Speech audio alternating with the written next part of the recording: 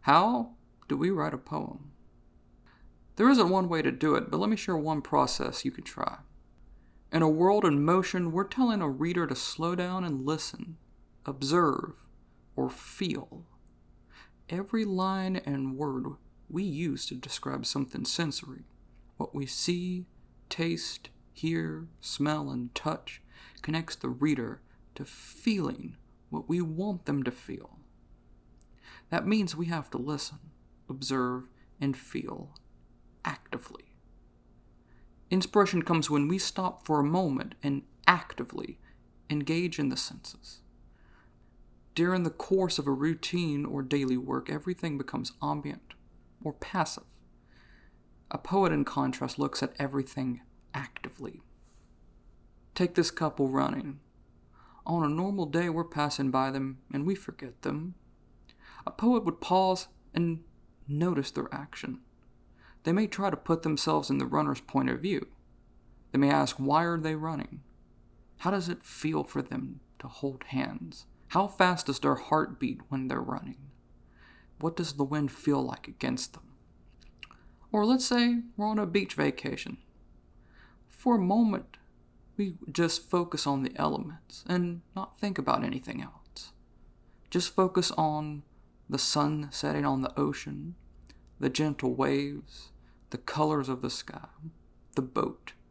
We can reflect why someone, like us but not necessarily us, wants to feel present here, or how someone feels present here.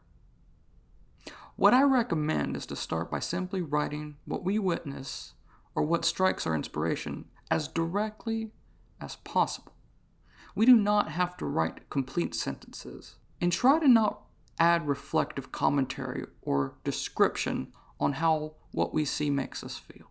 For the couple running, we could write young couple holding hands and running, dark hallway, concrete slab brick, green light, harsh, air flows by the young woman who runs, they stop and kiss against the wall. For the beach vacation, we could write a boat moves in the ocean, sunset, a bright line on the water, slow waves, palm tree fronds move only slightly in the wind, the blue-violet sky and water. Very simple, very direct. Then we can reflect on how these sensory details make us feel or what it reminds us of. We're asking why, as in, why do I feel drawn to the young couple running, for instance?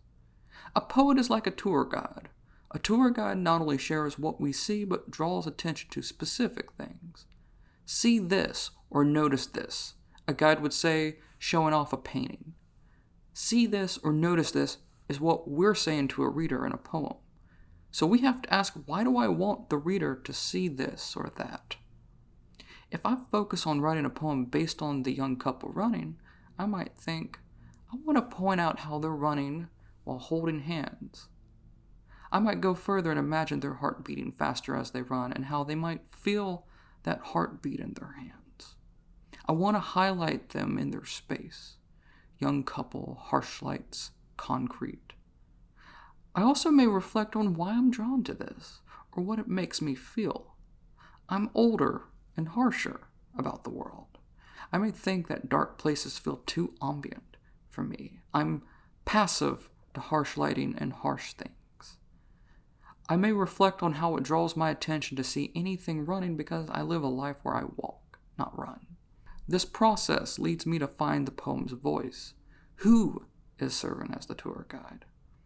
The voice is someone older, drawing attention to feelings we had when younger. When it comes to sonic elements, rhyme, repetition, and cadence, I find it's better to refine it during a revision. This is the first draft, the downdraft. I just want to write something down I can play with. Now, if we want to play with rhyme now, we can play with rhyme. I like to play with repetition or questions given the point of view of someone older. Write out the downdraft, the first draft, like this. A young pair breeze by me in the subway hall toward a wall they decide to stop at. Remember that Remember how harsh green lights and concrete were ambience toward what we held in our hands, a heartbeat running from our chest through our arms. We felt each bump rushing as we ran together and stopped whenever so we could kiss in the ordinary world. Now, is this poem finished? Or even good? No. But it's down and written, which means I can revise it in the next video.